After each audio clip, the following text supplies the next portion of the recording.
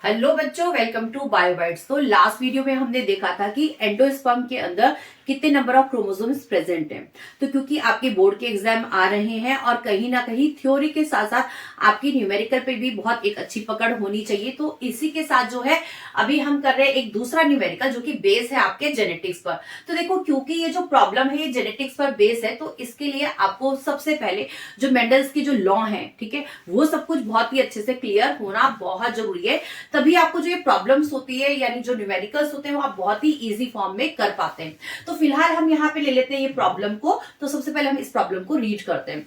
सो देखिए, यहाँ पे क्वेश्चन कह रहा है tall pea plants having green pods, right. So जो हमारे प्लांट्स हैं वो टॉल पी प्लांट्स हैं जिनका पॉड कौन से कलर का है, ग्रीन कलर का है, were crossed with dwarf pea plant, right. तो यहाँ पर देखिए टॉल जो पी प्लांट है, ठीक है, उनका क्रॉस किससे कराया जा रहा है, dwarf P plants having yellow pod. जबकि ऊपर वाला ग्रीन पॉड था और यहाँ पर आपको दिख रहा है यहाँ पर कौन सा पॉड है, येलो पॉड है। तो क्योंकि इस वाले क्वेश्चन में हमने दो कैरेक्टर को कंसीडर किया है, तो ये हो गया आपका डाइहाइब्रिड क्रॉस, ठीक है। तो ये हो गया मेंडल का डाइहाइब्रिड क्रॉस। क्योंकि देखिए टॉल का कंपैरिजन किससे हो रहा है, टॉल के अगेंस्ट में कौन खड़ा है, यहाँ पर आपका खड़ा है ड्वार्फ पी प्लांट, और इसी तरह से जो ग्रीन पॉड है इसके अगेंस्ट में कौन है, येलो पॉड।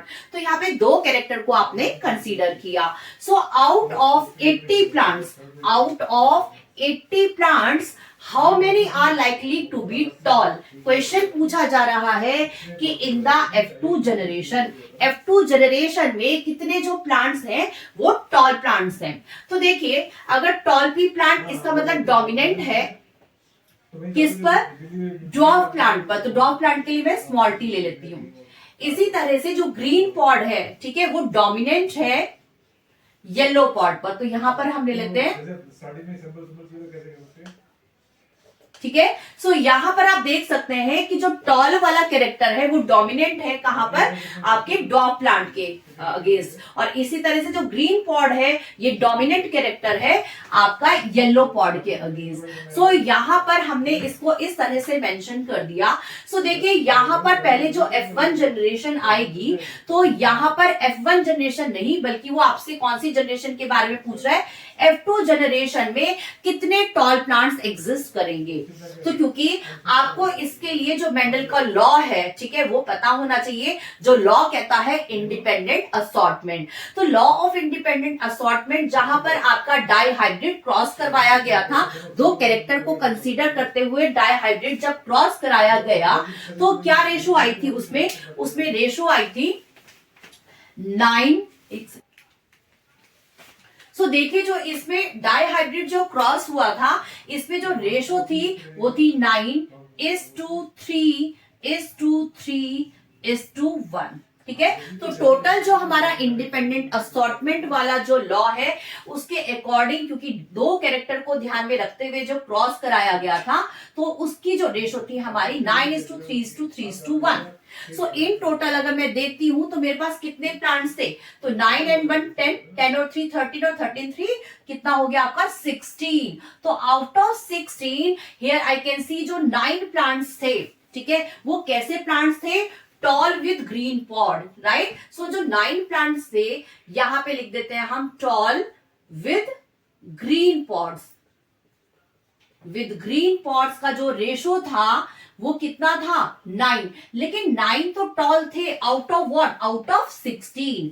इसी तरह से जो ये 3 वाला रेशो है ये भी क्या था, टॉल थे प्लांट, क्योंकि आपसे सिर्फ टॉल के बारे में पूछा गया, लेकिन विद कौन सा वाला पॉड, येलो पॉड। ये येलो पॉड है, यहां पर जो रेशो है ये आपकी 3/16। इसी तरह से जो आपका ये 3 वाला रेशो है, ये रेशो है आपका dwarf pea plant with green pod. तो यहां पे लिख देते हैं dwarf pea plant with green pod. ये है आपका 3/16, क्योंकि 3 नंबर है आउट ऑफ 16। और इसी तरह से जो एक बचा, ये एक प्लांट जो था ये किस तरह का प्लांट है, क्योंकि रिसेसिव कैरेक्टर है, जो कि क्या था आपका dwarf pea plant with yellow pod.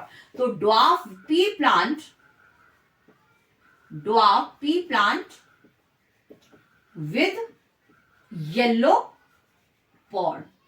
तो देखिए जो ये येलो पॉड वाला जो ये कैरेक्टर था ये 1/16 था, लेकिन क्योंकि आपके क्वेश्चन में सिर्फ टॉल प्लांट के लिए ही पूछा गया है, तो टॉल प्लांट का जो रेशो है वो 9/16 और 3/16 है। तो मैं यहां पर total number of plants consider करूंगी कि आखिर टोटल टॉल प्लांट्स कितने हैं।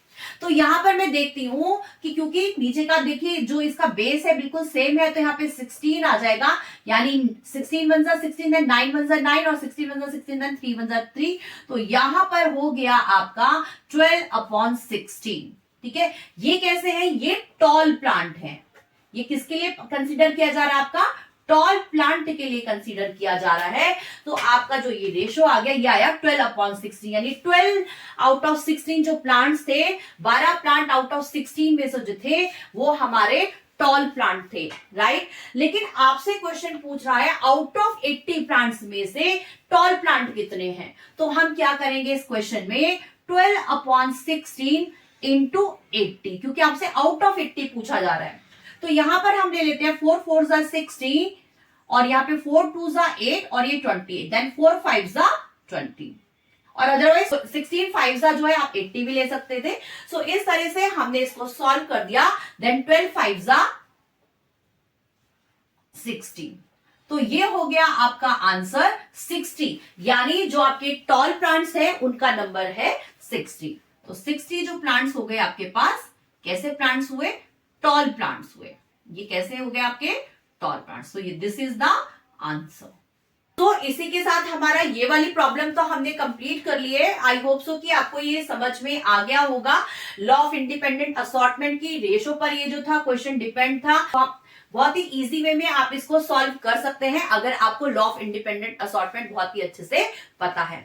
तो जी हाँ, अगर आपको ये समझ में आ गया है तो क्यों ना आप अपनी ही इस वीडियो को अपने फ्रेंड्स के साथ भी शेयर करें, ताकि उनको भी जो ये प्रॉब्लम्स है, उनको भी जो ये फोबिया है न्यूमेरिकल्स को लेके, वो धीरे धीरे खत्म हो जाए और वो भी जो है न्यूमेरिकल्स को बहुत ही हंसते हुए बहुत ही इजी फॉर्म में कर सके। तो मिलते हैं देन एक न्यू वीडियो में एक न्यू न्यूमेरिकल के साथ।